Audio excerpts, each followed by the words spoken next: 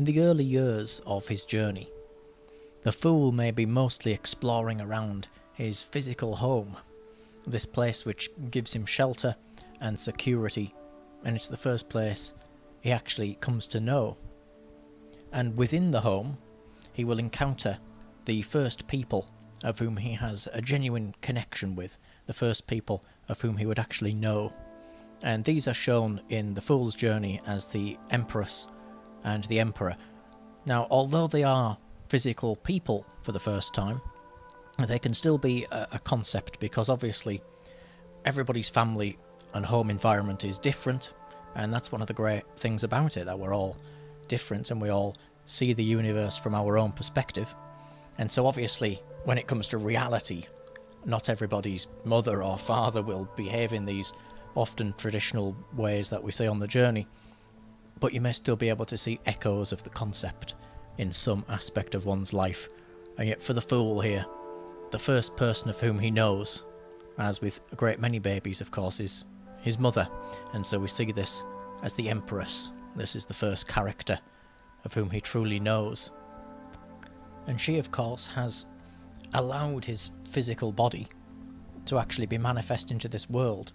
She has nurtured him from the very moment of his conception. And so when we look at the Thoth Empress, we can see that she has the Hebrew character of Dorleth, of which means a door. And so this is referring to an actual door into the room, of which is the world. So he's actually been literally born, coming through and into the world, connected there to the mother. And it's a bit like if we look at the symbol of the Ankh, the Egyptian Ankh, it simply means life.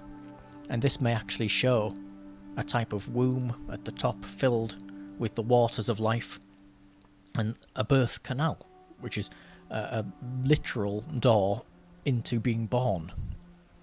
And then it's immediately metaphysical, because we ask, well, when did spirit animate that matter, that baby that was growing and forming?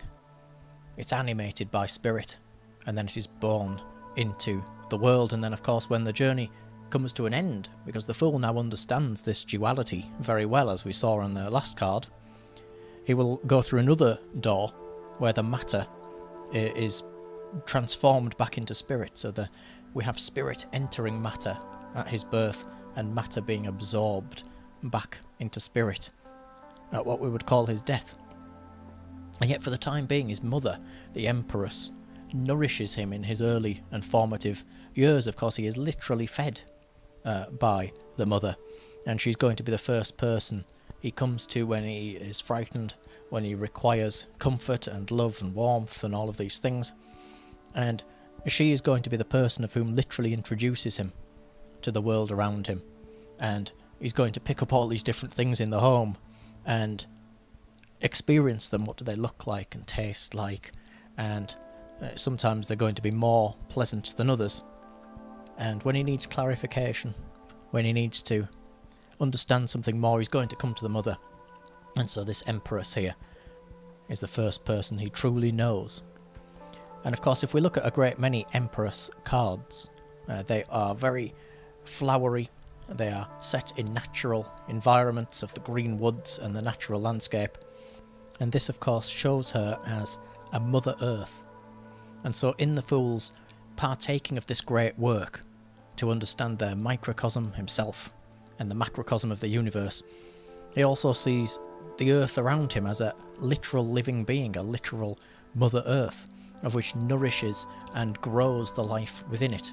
And so he may see birds feeding, and animals and bees all having a perfect home in their environment, where they can grow and where they can feed and where they can find shelter. And this Mother Earth literally provides for them, and as well as that, of course, must have actually given birth to them, must have actually created them in a type of celestial womb, a waters of life, of which we will return to shortly. Because there's not just the Mother Earth. Of course, in his physical home, he also encounters his father, of which is the Emperor card. And this Emperor, this father, actually takes him out into the world and shows him the order of things in the world, the patterns of the natural world. And so the duality is very clear at this point in the Fool's journey.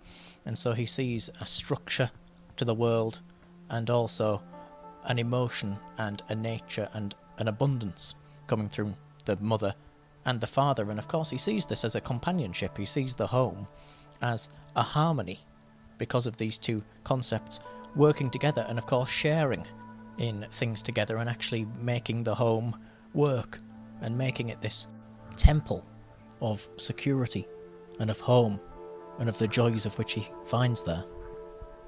And the Thoth emperor has the Hebrew character of Sadi, which is very interesting. It means the righteous person. And so we see that his father is a righteous person. And the actual Hebrew character here, you can see the letter Yod here on the side of the character, and this is supposed to be raising a hand up to heaven, raising a hand to God. And yet this character can also represent the hunt, and some have suggested from the shape of it as well a connection with the fishing hook, or sometimes a bird trap. And so it's the capture, the hunt, and in spiritual terms, of course, the fishing for this quest, this understanding in this ocean of belief and of concepts and of things. And this father character shows him the hunt, not necessarily literally, but of course introduces him perhaps to little games and things. If we have a look at the actual fishing hook, if he goes fishing, he's not going to catch a fish every time. And, you know, when he does catch a fish, it might only be a little one, and yet his father's caught this great big thing. And so he's understanding that his natural magician status doesn't produce incredible results every time. He has to work at things. He has to learn concepts and orders of the universe if he wants to catch a fish. He has to say, well, where are the fish, firstly, and what do they eat, and how do I not scare them away? And he has to learn the building blocks of the actual physical world. And this Emperor card shows him the concepts in very simple ways of these building blocks. And he may see something of divinity in this harmony, in this world. And of course it's not going to be something that everybody encounters it in their actual world. The concepts could be all different and all mixed together. And yet we can understand something of perhaps a type of vision. He goes out into the wilds with this father, and he skims stones and catches fish, or at least tries to, and walks the wild woods, learning about the flowers and the natural world. And, you know, come home to this homely environment with the mother there, perhaps, you know, with a stew cooking, you know, the scent of the food and the flowers and the warmth and the love of which waits when he comes home. And the father may have him cutting wood and watch the hammer as it hits the nail and all this type of thing. What a haven of home and security. And of course he may see that then with this great work. Could this be how the universe is as well? Of course we have the Mother Earth, and life in our bodies, our vehicles, has come from this Mother Earth. We are in this environment where we breathe the air and we have the water. Everything's provided for us, and so we have obviously been born from this earth. And yet the earth itself, therefore, has been born from its celestial ancestors, going right back to its inception, to its beginning. And so the Fool then understands that, of course, this home environment was there before he was. He has come through and into it. He certainly doesn't imagine that the home has just appeared from nowhere for no reason whatsoever. And so why would the universe be like that either? It too has been born and nurtured and come to understand itself, and come to understand the things of which make it up. Just as our Fool does on his early journeys, it has literally become conscious of itself, the universe.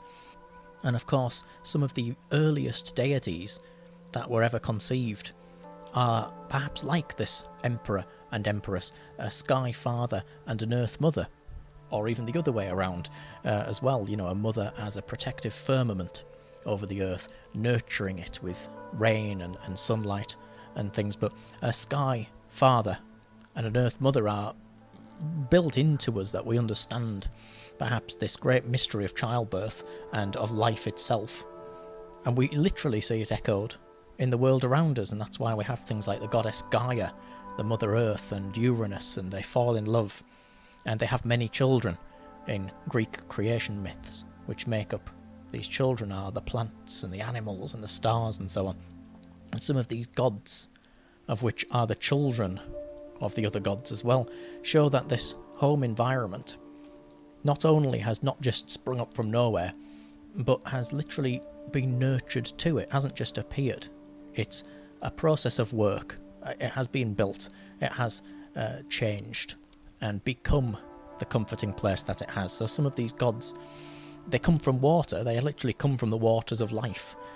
And they may show some type of fish-like attribute to them, which of course shows, as some believe, either rightly or wrongly, that life itself may have literally begun in the oceans of our Mother Earth, and has gradually explored the Earth, like our Fool is doing, and come up onto the land, changing and growing, and becoming gradually at home in its environment, nurtured by waters and fruits of which hang there and grow there, just right for us to take and to taste, and also finding predictable ways of which the universe may behave, where we can find these fruits, where the fish swim, how things move and fall and rise, and we become, as the Emperor does, one of these righteous beings of whom takes this world and makes it his. You are a lord of the earth,